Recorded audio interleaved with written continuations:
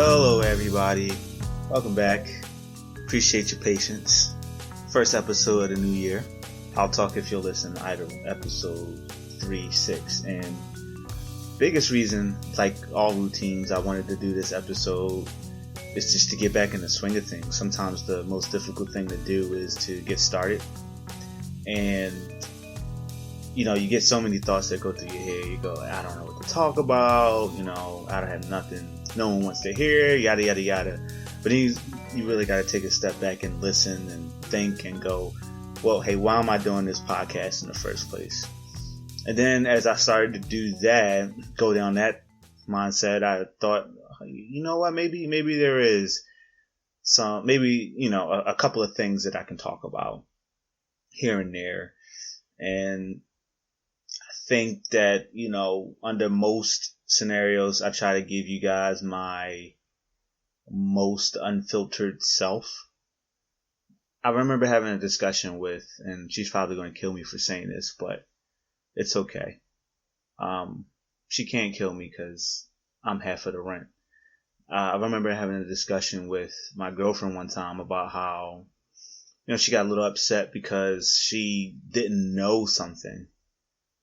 And, until she listened to an episode of a podcast, and that was her first time hearing about it. And on one end, obviously you go, well, relationships shouldn't really be that way, or, for that particular scenario, I was wrong. Obviously, someone you're living with, someone you're in a relationship with, someone that you're intimate with and care about should definitely know certain things, like when you're stressed out, when you're depressed, et cetera, et cetera. But,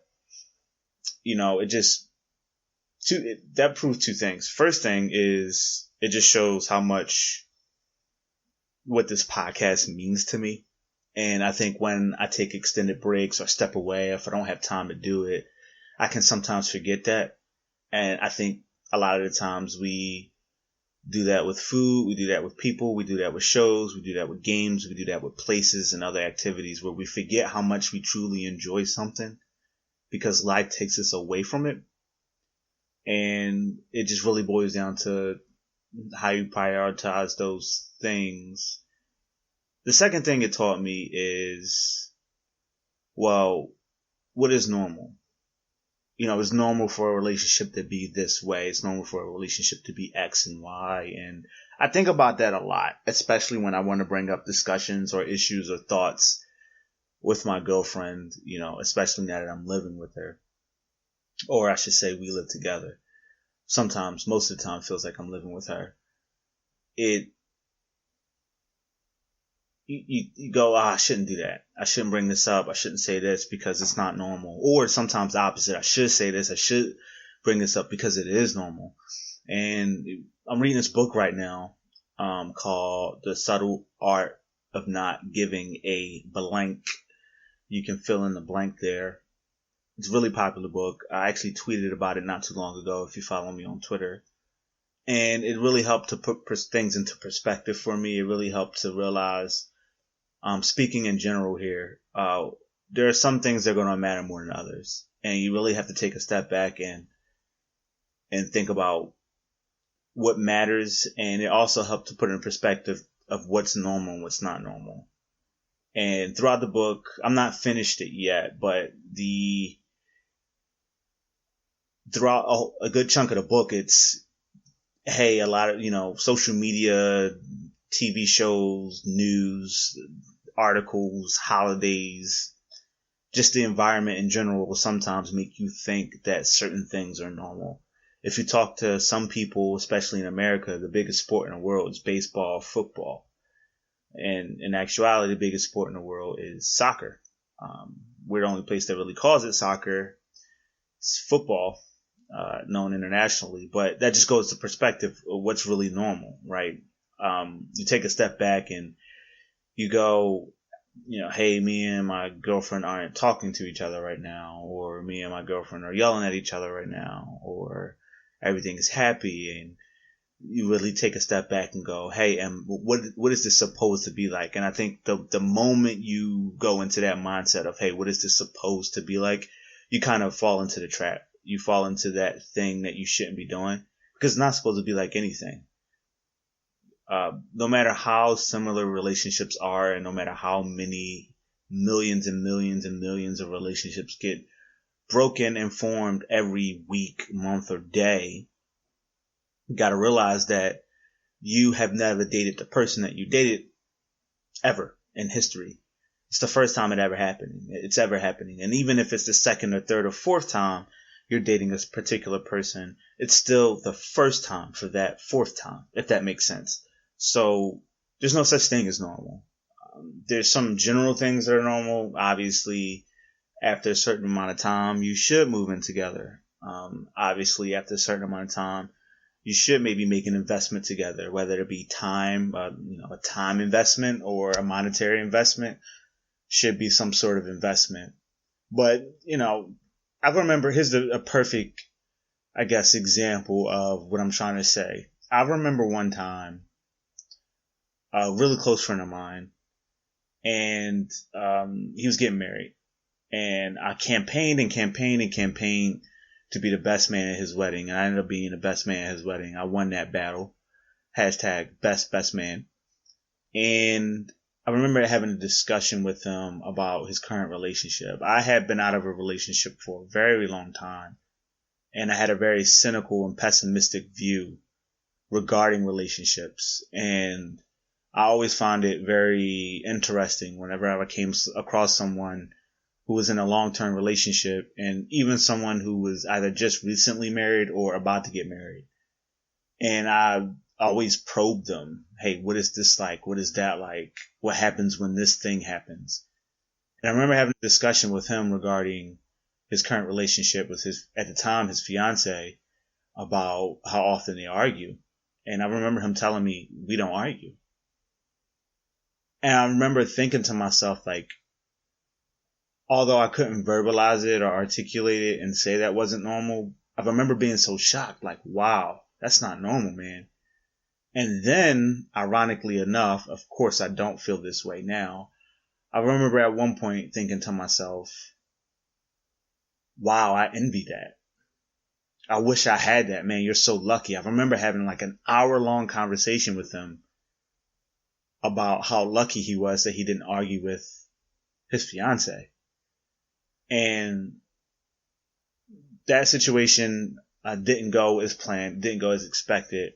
I'm not going to get into too much detail because although you all don't know who I'm talking about, most of my listeners are my friends, and obviously the majority of my friends know each other. So if I give too many specific details, I don't want you figuring it out. I want to put anybody's business out there, so I try to remain as generic as possible. But it didn't end well. It didn't end as planned, and I couldn't help but think how it ended throughout that whole process, thinking about that one conversation. And I remember him opening up to me saying he thought everything was smooth sailing. He thought everything was fine, and it turns out it wasn't. And a lot of that because there were no arguments. There was no additional communication. And I constantly use that. That was years ago, and I actually couldn't even tell you when specifically. I want to say like 2010, just about or so, 2010, 2011. And I constantly reference that point up until this day. So it's almost 10 years ago. I constantly reference that point. And it brings me down to earth a lot. And it kind of ties into the book that I'm reading a little bit. And the book kind of helped me revisit that moment in my life, that conversation I had with my friend. Because it really puts normal into perspective. It really does. And another thing it talks about, which was very, very insightful and profound to me, was what's normal. You don't know what's normal. Sometimes what's normal isn't what's normal. But more importantly, what's your metric to measure your success and also what's normal?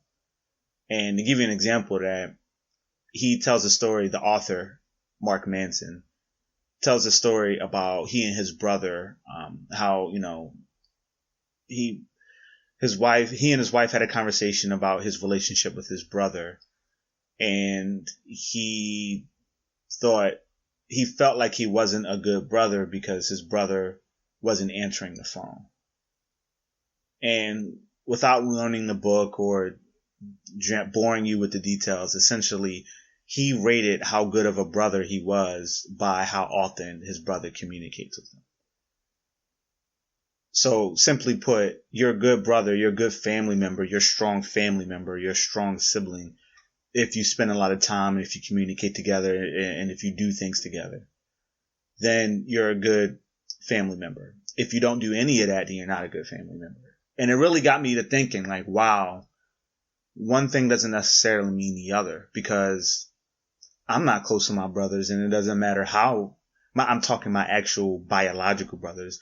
I'm not close with them at all. And it doesn't matter how much time we spend together. I don't think I'd ever be close to them. Now, of course, that could change a year, 2 years, 5, 10 years from now. But as it stands right now in 2020, I am not close to my brothers. I don't hate them. I don't dislike them. I'm just not close to them. And how much time I spend with them and how often I talk with them and to them doesn't change my disposition towards them. But however, this author, Mark Manson, at one point in time, and maybe even now to this day, rates how good of a brother he himself is and how good of a brother his brother is based on that interaction, that experience, and how often they talk. And it kind of got me to thinking about other things in my life that could be applied to, because that's a good chunk of life, right? It's part of the reason why you're listening to this podcast. It's relatability. I want to hear what Tim has to say and gauge my ability to relate to it. And as I was gauging my ability to relate to the situations and the scenarios outlined in Mark Manson's book, I started to apply it to different things. And one thing that came up was work. People at work sometimes have documented metrics on how well they're performing or how poorly they're performing. One common metric across almost all forms of work, under the table or otherwise, is punctuality. Your time clock. When you arrive and when you leave. That is a metric on if you're late or if you're on time or if you are early. That's a metric. To some other people, they have employee of the month metrics or workplace raffle metrics or metrics on getting a raise or promotion. Very clearly defined. Do X, get Y, end up at Z.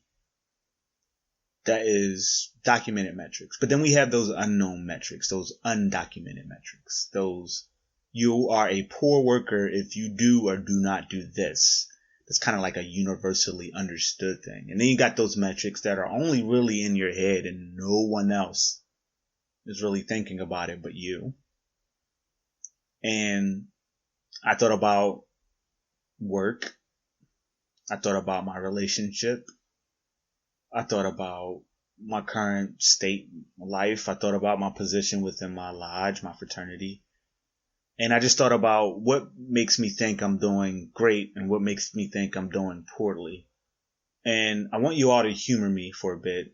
If you're familiar with the book, you know what I'm talking about. If not, I highly encourage you to at least look up the book. But indulge me, humor me for a second here, and just think about any one thing in your life, regardless what it is. It can be something really minor or something that is really, really important for you. The top, I would say, 5 things that are important to me in no particular order are my relationship, my lodge, like my fraternity, my relationships with my friends, my alone time, my personal time, and work. Those are the 5 most important things to me. And then I thought about those 5 things and the metrics that I use to define those things. What makes me a good boyfriend? And I really started getting in my head about that. And there are times where my girlfriend is a busybody. She can't sit still for a second. And there are times where I come home and we value our time and we use our time differently. And for me, when I come home, or even if I'm off that day, I have time dedicated to just chill and relax and not do anything. Even if it's stuff to do, I don't let it bother me. I don't let it gnaw at me and nag at me. And even if sometimes it's like, hey, I know I got to do this thing, it can wait because that thing is still going to be there. My time to relax isn't. So if there's dishes in the sink, instead of saying, hey, I'm going to do the dishes at 2:00, my thought process would be, I'm going to do the dishes before the day is over.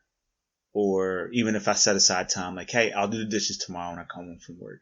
Today is dedicated to relaxing and not doing anything. She's not like that.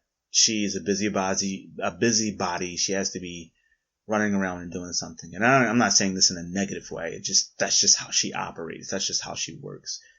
And even now I struggle with it, a bit, and I've gotten better, but I used to be much worse. And I used to look at, hey, I'm a bad boyfriend because she's doing laundry or cleaning something random or doing something, and I'm just sitting on my ass watching TV or playing a game or just, fooling around on my phone.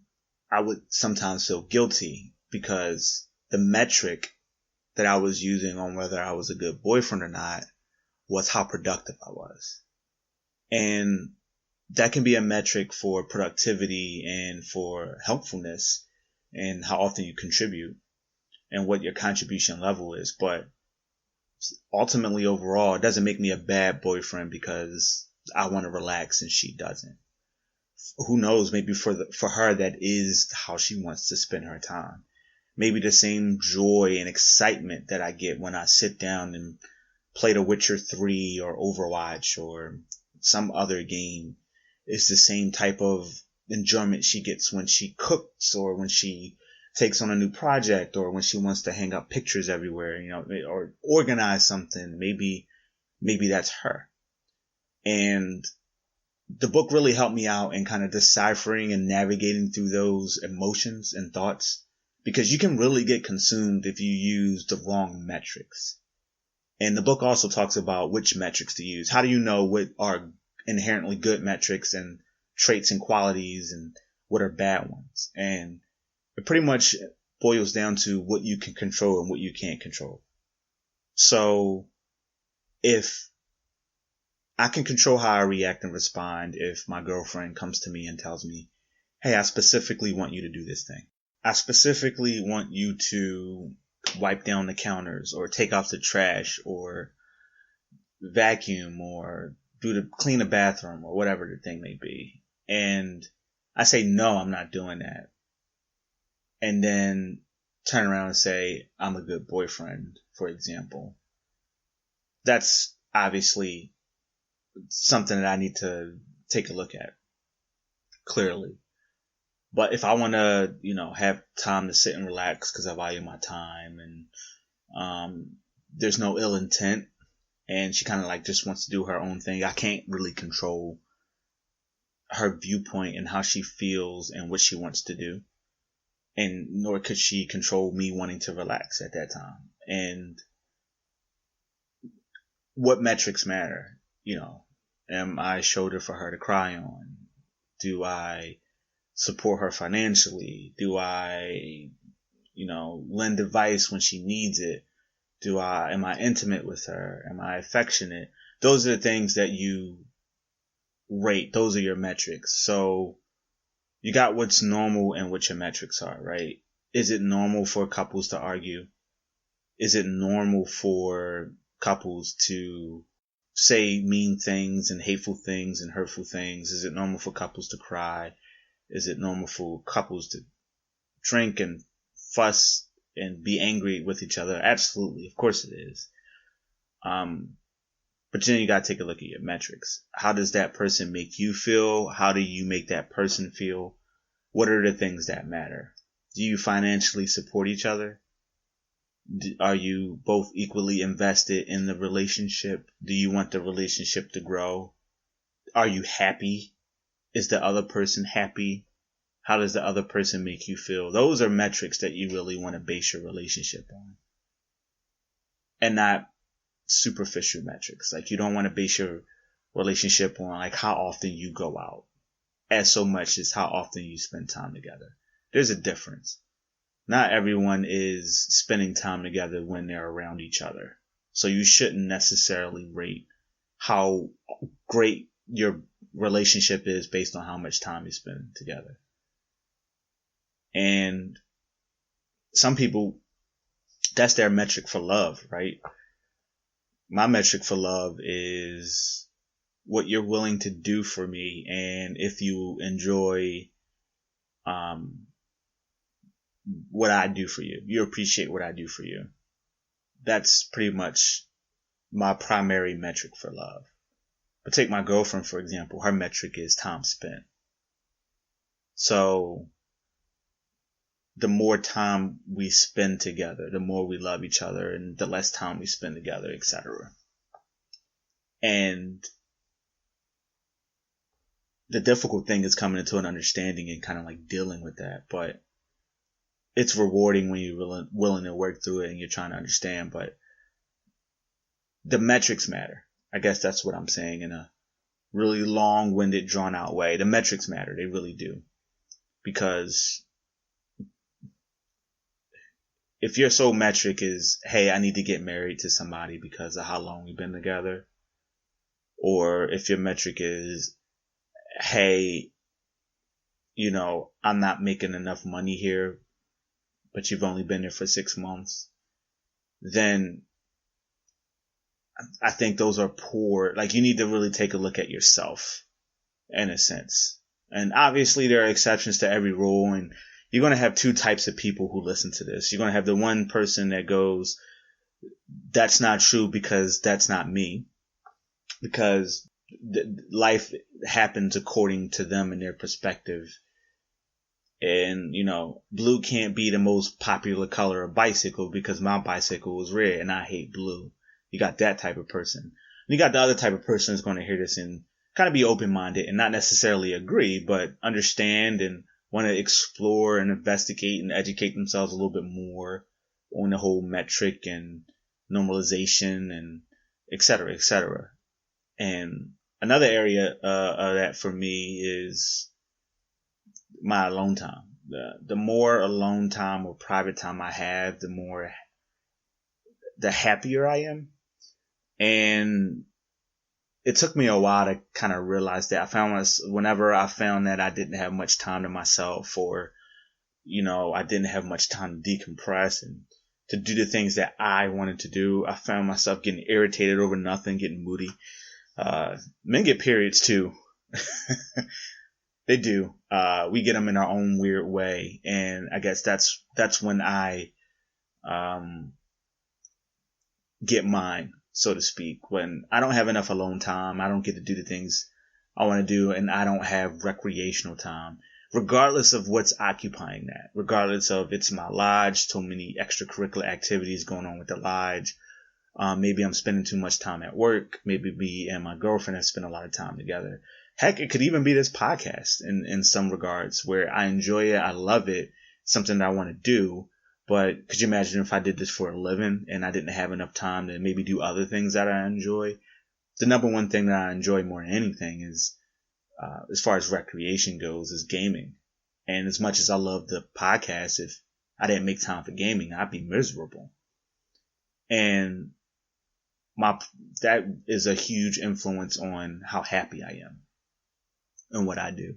I remember one time I woke up and I went to work, and normal day like any other day, but just everything got on my nerves, and I didn't realize it. And in talking with a lodge brother, he asked me, when the last time you took some time for yourself?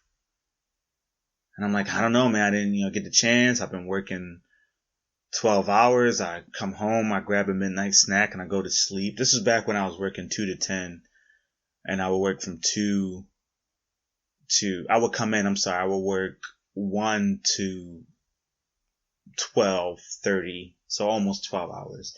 And I would get home at 1:30, and I would grab a midnight snack, and don't judge me, so what? I grabbed a midnight snack, and I went to bed, and I woke up and did it all over again. Ran some errands in the morning, took care of some stuff like grocery shopping or doctor's appointments or running to the bank or getting a haircut, whatever, and then going right back to work. And I did that for a really long time because I was trying to save up for Otakon.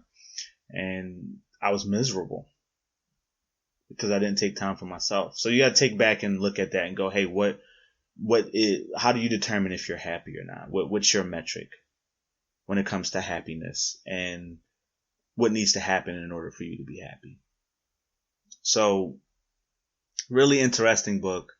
I could use it to relate to so many different levels of my life, and I highly encourage the book. Again, The Subtle Art of Not Giving a Blank. You fill in the blank there, by Mark Manson. Orange cover, black font and text on the cover of the book. Really, really good read. Another form of media that's a really good listen is Eminem's new album.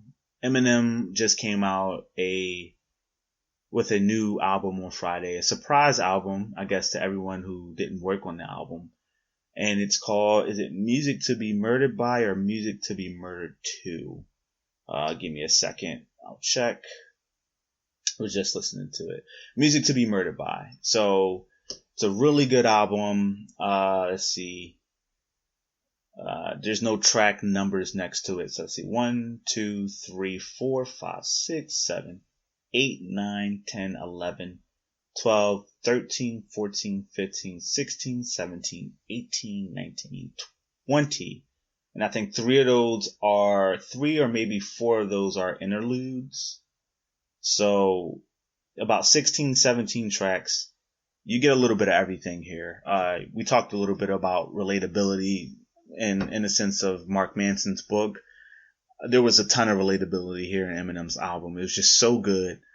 And just to dive into a music side of me that most of you haven't seen before, but I really appreciate the music that I appreciate.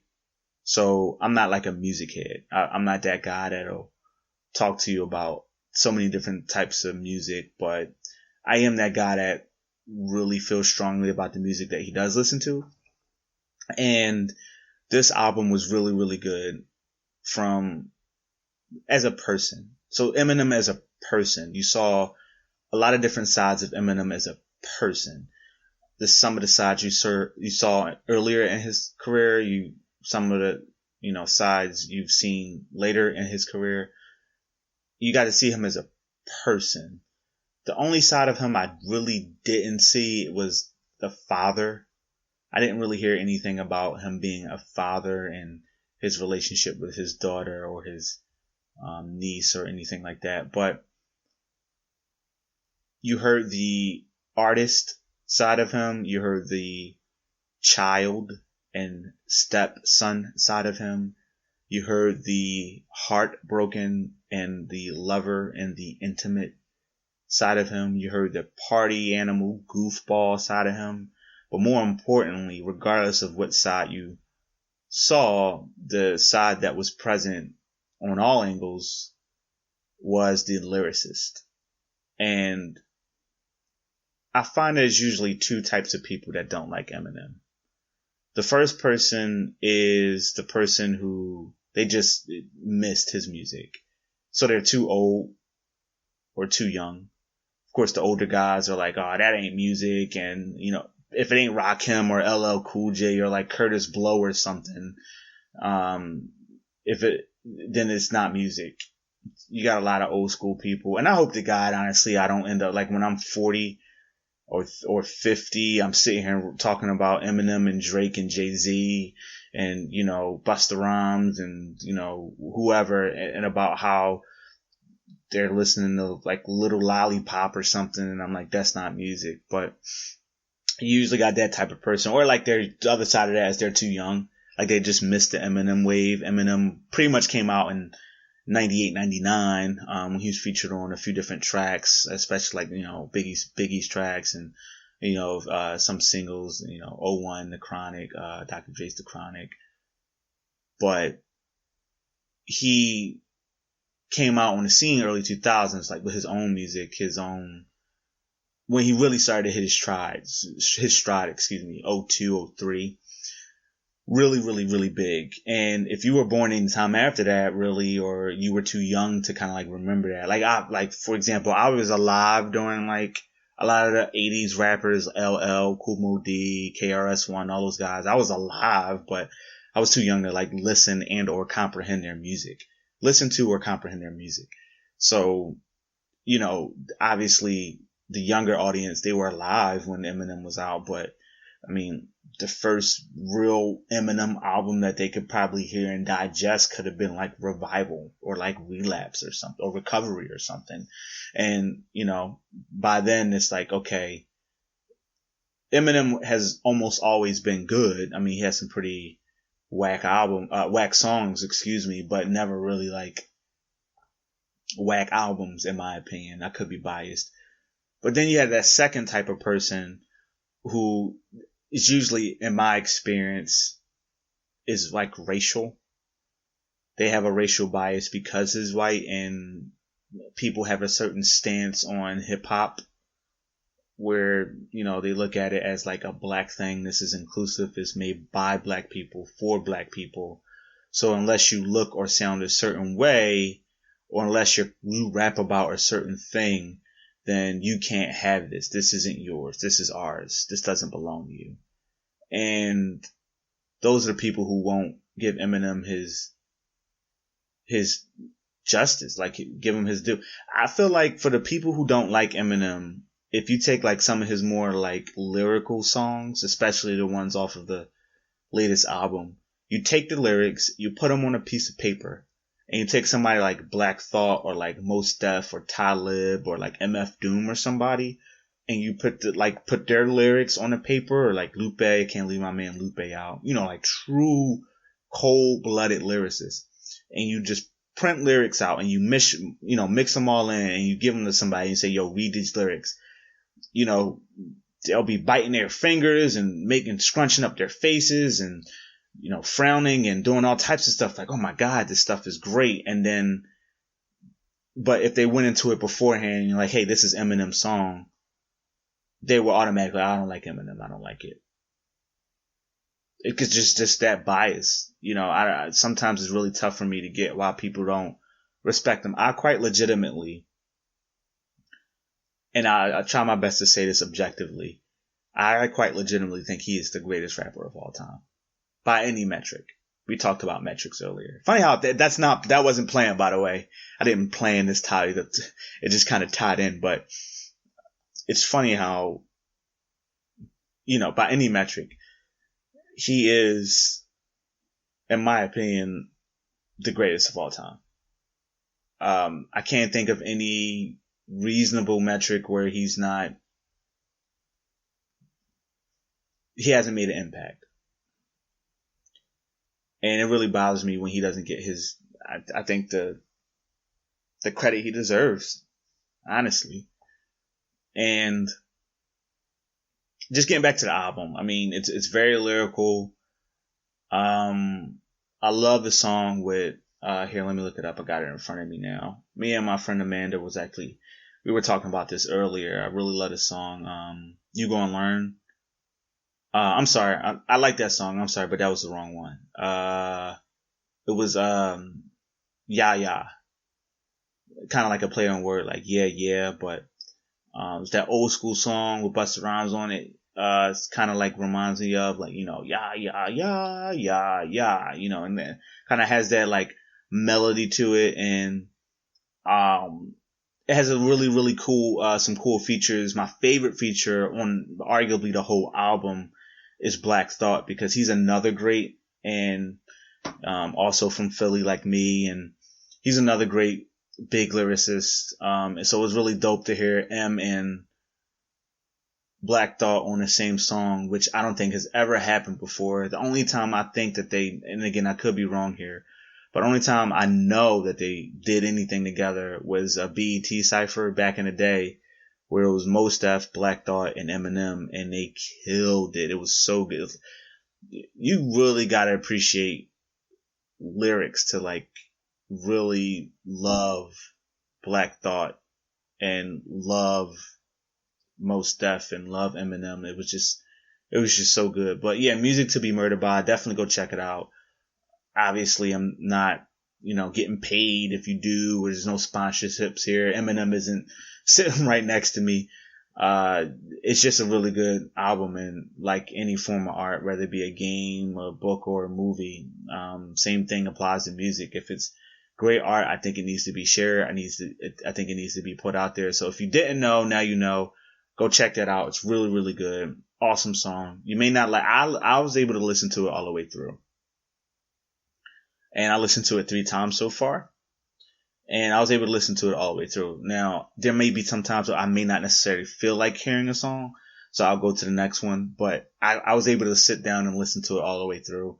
It's really hard for me to do that nowadays, so I think that's saying a lot. So definitely go check that out. Really, really, really, really, really dope album. Just to catch you guys and girls up on what I've been doing lately.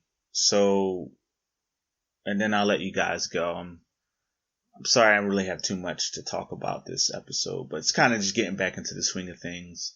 I did start The Witcher on Netflix. It's really good, and I am biased. I can literally say I'm enjoying it so much because I like the content. I played Witcher 2. I am currently playing Witcher 3. I haven't read any of the novels, nor have I played the first Witcher game, but I really enjoy it. First of all, I like the main character.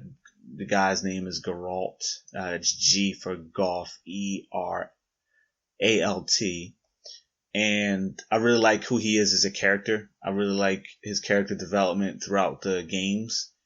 And you can see different sides of it in the show as well. So I really like the show. It's a little tough to follow if you aren't familiar with the content. So if you're just watching it to watch it, it's a little tough to follow. But if you do know anything about the game, the show has nothing to do with the games outside being based on the same content. But it has the same characters, obviously, because it's based on the same content. So it makes it a little bit easier to kind of like follow around. And if you pay attention, you can kind of like notice like, okay, this part takes place before this part. But imagine, for example, like 4 stories being told at one time across 9 episodes. And the 4 stories are not parallel. The 4 stories take place at different times. But instead of one story starting and ending and then another story starting up and then ending, they are all being told in the same episode. So you may have story number 2 that takes place after story number 3 being told after story number 4. And then it cuts back to story number 2. And this is all within 60 minutes. So although it's great, it can be difficult to follow, but please, please, please don't let that turn you off. If you are into The Witcher at all, you'll really enjoy it. If you just like the medieval magical fantasy genre, the Harry Potters, the Lord of the Rings, the Game of Thrones era type of where there's dragons and magic and mages and sorceresses and monsters and politics and sex and murder and blood, then you'll like it from that standpoint. But I think the show is good. I highly encourage it. It's only 9 episodes long. It did get renewed for a 2nd season, which I believe is coming out sometime next year. So I do highly recommend the show. And what's going on with the Lodge? So if you're familiar with Masonry, you know what a senior warden is. Senior warden. If you are not familiar with Masonry, then I'll just say I'm basically the assistant manager of my lodge. So pretty much second in charge when it comes to all administrative and, financial functions. There are some things that fall on other people, but for the most part, I'm second in line, and I'm really starting to feel the heat and get overwhelmed when it comes to certain things, because it's when you're a part of something, you want it to do well. But when you are in charge of something, there's like that extra sense of pressure that comes. So we did a lot of charity recently, and one event that I was put in charge of was a sickle cell toy drive. So every year our lodge participates in a toy drive for patients and families who have been impacted by the sickle cell disorder. So, or disease. I don't know what the politically correct term there is. Let's just call it condition. Sickle cell condition. And it's really, really cool. It's my favorite part about being a Mason is the charity. And I didn't even know I had such an interest or love or passion for charity until I became a Mason. And Masonry helps you in a lot of different areas, and it kind of puts things into perspective for you. At the end of the day, I'm going to be gone. At the end of the day, I'm going to die. I'm not going to be here anymore. But the lives that I impact while I'm here, that's going to last after I'm not here anymore. And if I can make a positive impact on one person's life, even if it's in passing, then that's more than most people accomplish in a lifetime. So we participated in the sickle cell toy drive, and it's always around Christmas. So it's a Christmas themed toy drive, and it's a really good turnout, and it's really, really great. And I took a look at some of the brothers who participated in it and where they come from and their current profession and walks of life and how old they are and where they came from. And it just makes me think like, wow, what other organization would I be sharing a stage with these brothers? And Masonry does that, which was so dope. So dope. But, and being second in command, the person who runs the lodge, who is in charge of the lodge, who speaks for the lodge, was on vacation. So obviously everything fell on me. And I did a lot of running around that day, and that's just one instance, but there's a lot more that's coming up. Obviously, some of which I can't talk about, some that I could talk about, just not fresh on my mind right now. And it is getting a bit late. I probably don't want to talk your ear off in that regard, but it just gets a little bit overwhelming when you take a look at everything that kind of falls on your plate. And delegation is key, everybody, especially when you're surrounded by people who are willing to help. The thing that makes Masonry so difficult is, people are paying to be a part of the organization, because just like other fraternities and social organizations, you have dues. We call them dues, but it's basically a membership fee that you pay every year. But no brother is getting paid to do anything. So if we come up with a charity committee and we are tasked with, let's just use the toy drive, for example, and I was the chair of that. And when you go, okay, we need over 100 toys, and we need receipts, and we need a report written up to present to the lodge, and we need to coordinate with the sister chapter that we're doing the event with. We need to let everybody know who's there. That can get really, really overwhelming. And if you feel like you can do all of that on your own, you're either really arrogant, or you're just naive, or mistaken, or overzealous. But it's not really going to end well if you try to tackle everything in life that way. And one thing being a manager in my previous career has taught me, and Masonry has reinforced, is when you got a great network around you and you got great resources around you, you use them. I know a lot of people, both at work, in my social life, and in the lodge, who want to do everything on their own. And the biggest reason they want to do that is fear and trust issues. They fear that it'll get messed up, and they'll be the one blamed for it if it gets messed up, or they can't trust anyone to do it as well or as, perfect as they would do it. And what you don't realize you do when you're in a situation like that is, one, you stifle someone's growth. And it really puts things into perspective, both for you and the people around you, what type of leader or friend or spouse or partner you can be. When you're like, I don't want to give you the opportunity to learn and grow. I think one of the biggest and best tools for learning is failure. You're more likely to remember the things you fail at, and you're more likely to go into the next situation with more knowledge from your failure than if, someone who already knows how to do it, which the irony in that is they had to learn how to do it too before they got to where they're at now. But they stifle someone else's growth. But the other thing is, sometimes you make people feel like you don't want their help or you don't need their help, and they kind of don't know how to be a good coworker or friend or partner or, lodge brother. Even if you have a lodge brother who always puts themselves out there, puts himself out there, who always wants to help and be involved, and you keep shunning them and doing everything on your own, you're going to rub that person the wrong way. That lodge brother is going to think, oh, he thinks he's smelling himself. He thinks he's all of that in a bag of chips, and he doesn't need my help. Or they're going to look at it like, I guess I'm not good enough.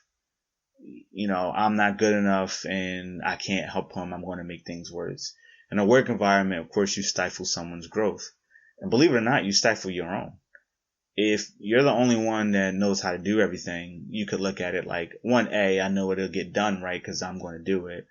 But B, you're like, now they can never get rid of me because I know everything. And no one else knows these things that I know. But for those very same reasons, you could stunt your growth. Because if you find yourself in a position where people around you aren't getting promoted, if you're in a leadership position, or people around you aren't, successful, taking on more responsibility, doesn't really make you look great as a leader, A. B, you find yourself in a situation where you overwhelm yourself. And believe it or not, you can't really be present and hit your full potential because you're so bogged down with other things that you can delegate. And I can personally relate to that, not only previously being in a management position and working like 60, 70 hour work weeks because I was too stubborn and afraid and untrustworthy to delegate. I can also relate that to the lodge. For this toy drive, we had to get so many different toys together. We had to get over 100 toys together. We had to get them to, North Philly. We had to set everything up. We had, like I said, there had to be a report developed and everything. And if I tried to do all of that on my own, I would have been overwhelmed and it would have been a complete failure. And there would have been nobody to blame but me. And yeah, people blame you when things go right, but people blame you when things go wrong as well. It's, you got to take the good with the bad or the bad with the good and realize that sometimes you're a victim of your own circumstance. You kind of create the environment that you're in. And you find yourself, you're always working because so-and-so doesn't know how to do it. But so-and-so doesn't know how to do it because you didn't teach them. You didn't give them the opportunity to learn. And more importantly, you never want to create an environment of failure. However, you can't shun away from the opportunity of failure, especially when you understand things aren't going to go right all of the time. And if you figure, hey, things are going to fall on your plate, whether the person does it bad or you do it bad anyway, then what's the harm in showing someone else how to do it? And then finally, you stunt your own growth in the area of the sense that if you know everything and you do what you do so well, yeah, you get praised for that. But at the end of the day, that might be why you get stuck in your position because you didn't train your replacement and no one knows what you know. So there could potentially be an opportunity for you that you miss because you're the only person that knows how to do this thing. Can you imagine this toy drive thing? If, the current leader of the lodge, if he went on vacation and he gave this task to the person who was the leader of the lodge for last year, or maybe the person who ran the lodge 10 years ago, and I was just another brother who bought toys and sat there, I would have gotten no experience. Now imagine when I'm in a position where I'm running the lodge. Now I have more knowledge and experience that came with this year's toy drive. Can you imagine if I was running the toy drive for 10 years and I didn't show anybody how to do it? Brothers eventually would start trickling off and they go, well, this isn't really our event. This isn't really the lodge's event. This is Tim's event. And I feel like I'm just here.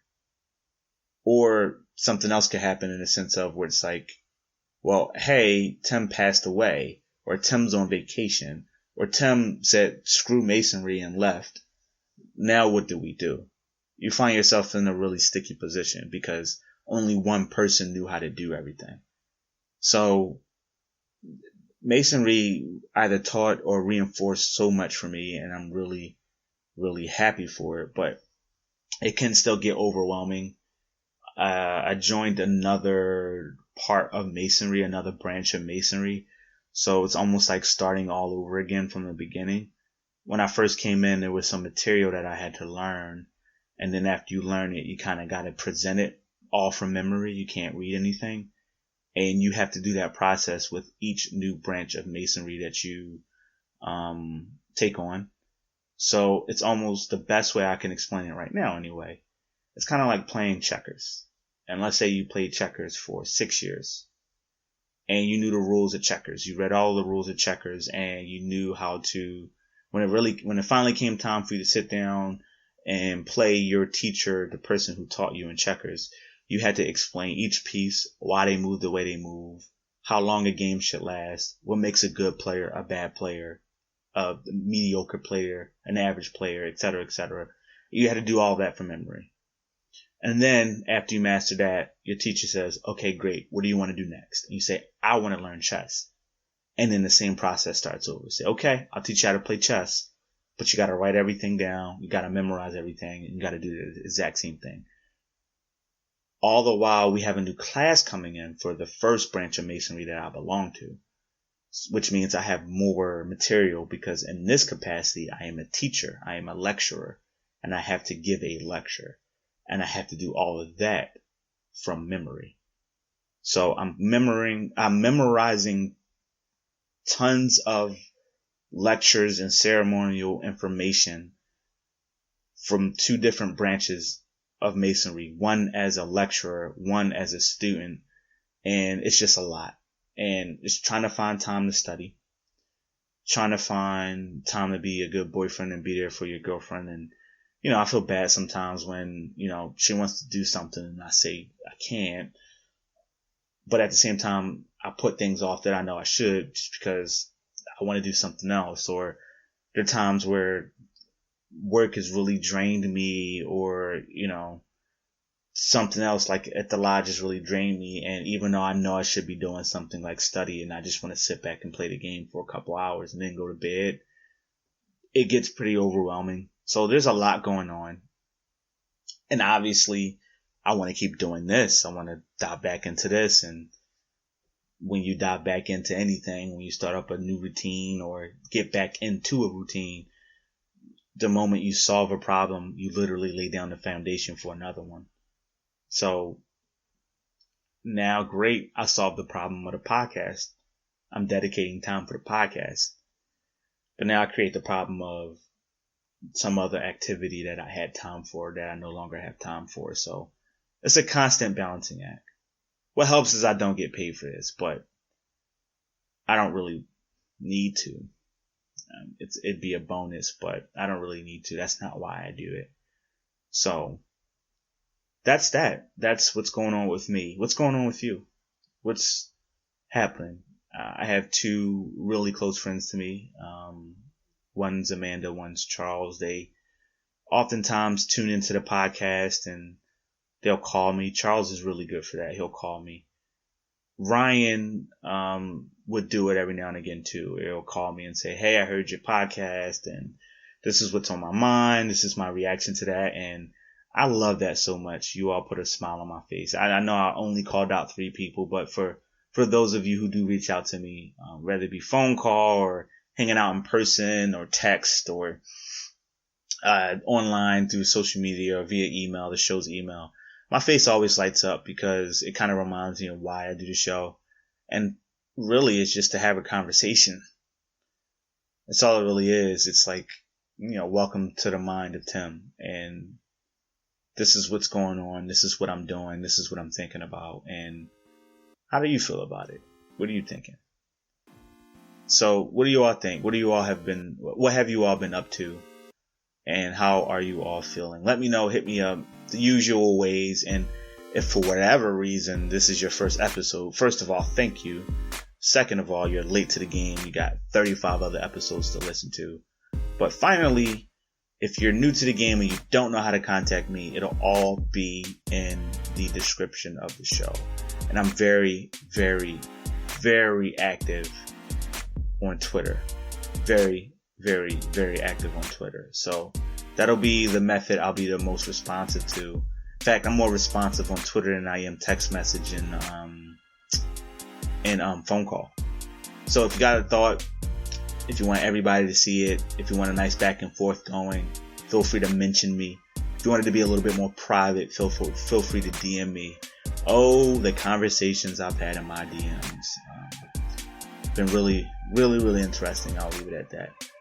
In the meantime, everybody, thanks for sticking around so much. And I know I haven't put out an episode since October, but regardless, this one's out. It's here for you to enjoy. And as always, I'll keep talking if you'll listen. Take care.